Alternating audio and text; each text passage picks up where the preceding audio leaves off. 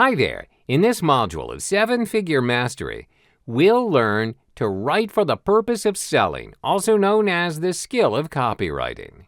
Simply having a great product and being able to draw traffic isn't enough. Making sales is also heavily dependent on your ability to influence and convince someone that they need your product in their lives through your words, spoken or written.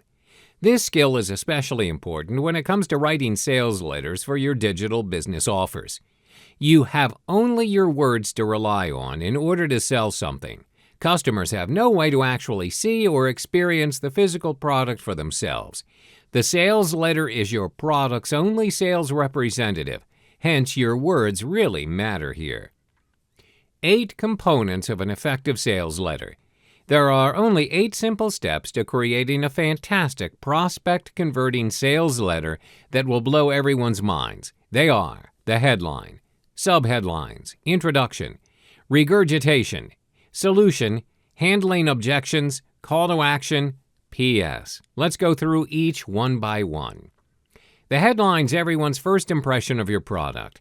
Here you need to grab your customer's attention and get them excited. To achieve this effect on your readers, specify the product's results and benefits in your headline. Remember that the features tell and the benefits sell, hence be specific.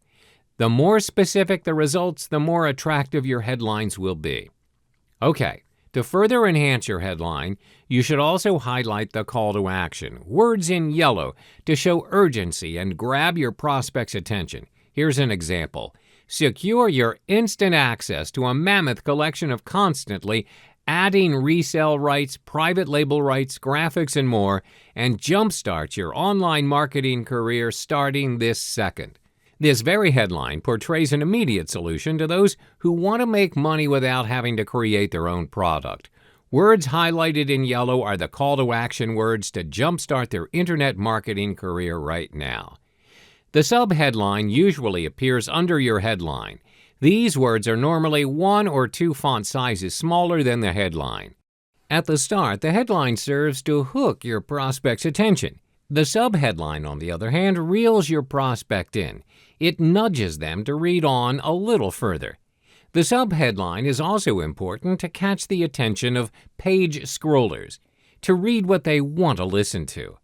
As you can see, there are various ways to create your subheadline. It really depends on how your headline's structured. It should fill in the blanks in terms of explanations.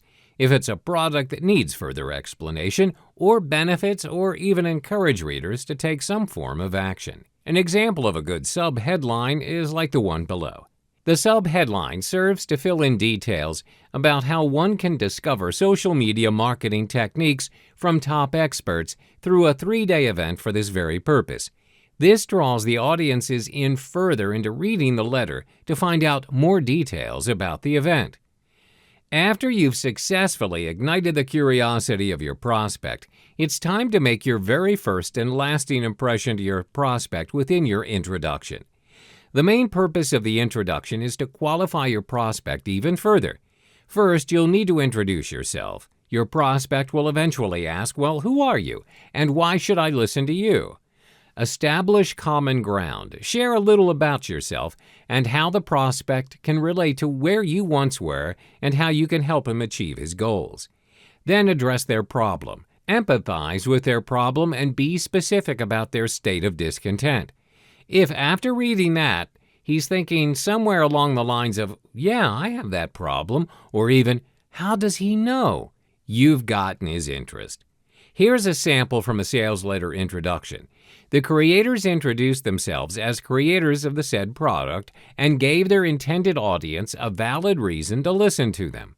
And here's another extract from the same introduction addressing their problem in creating a strong yet attractive brand logo to represent their business. Another key thing to remember, writing a sales letter doesn't have to be formal. Despite the number of potential views it's going to get, your writing tone should be that of a one-on-one relationship instead of a broader address.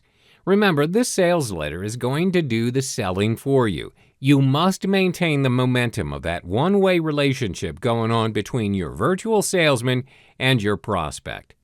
You've successfully created your introduction. Now's the time for your regurgitation process.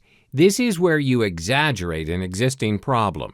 You can achieve this by showing your prospect a more inferior alternative over your offer.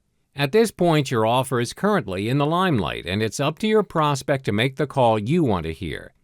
Here's another example from the sales letter. Not everyone can afford the pricey Adobe Photoshop.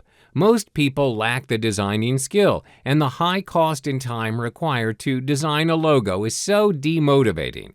So in this part of the sales letter, the problem is exaggerated. Finally, you can announce your long-awaited solution to your curious prospect. Start answering the questions like, what can your solution do and what can it solve? Over here is an example. The product is introduced. It is described as the all-in-one solution to creating professional-level marketing materials like logos, cover, avatar, characters, and so much more. Don't stop there. You must provide the various features and benefits your solution possesses. If you have more than one component to your solution, show them by sections. Then, next, you list out the benefits of the solution.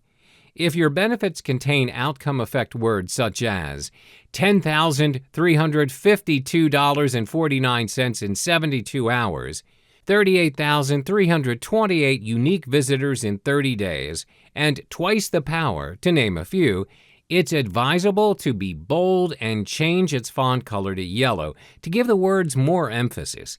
These are what I call the benefit words. Here's an example.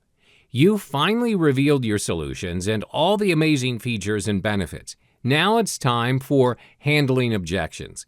One thing to take note of here, there's always going to be doubters amongst your many prospects. Address their concerns right here in this part of your sales letter. So over here is where you address the frequently asked questions, FAQ. List out 3 to 5 FAQs and their answers. Also, you can include testimonials from your past and active customers who've used your products before. It can be either a social network post or, even better, a video testimonial. And don't forget the money-back guarantee statement. Remember, not everyone's keen on buying things online. Scammers are everywhere. If the product doesn't work the way your customer wants it to, you should provide a refund. You can state this here. This is how you would want to convince your customers that you are without any ill intention. Putting objections aside, it's time to venture to the most critical part of your sales letter, your call to action. Have you ever noticed how every sales letter will only reveal their price towards the end? You see, once your prospect is exposed to the price, you need him to click the button now, not later. You must show him the future he will have with it and without owning your product. To bait him even further, adding bonuses would be the best option. Here's an example. Finally, you need to create your very own postscript or PS. This section is the second most viewed part within a sales letter. This is because most viewers are page scrollers. The only thing that attracts them would be the headline, and curiosity drives them down until they meet the end of your sales letter. The PS or postscript. Your offer must be summed up in 2 to 3 lines. Remind them about your money-back guarantee section and bonuses. You can even share an extended version of your testimonials. Here's an example of the PS part from a sales letter. Sales letter tips and tricks. Keep in mind that lengthy sales letters may not necessarily be read. Send a clear and concise message within the sales letter. It's not about how many words you write in the sales letter, it's about how you sell. The higher you price your product, the more convincing you need your sales letter to be. Shorter sales letters tend to name their product at a lower price. If you truly need to make your sales letter long, consider making sales videos. There's no limit to how long you want it to be. It can be 8 minutes, it can be 15 minutes, or even as long as 40 minutes. If it sells, it doesn't matter.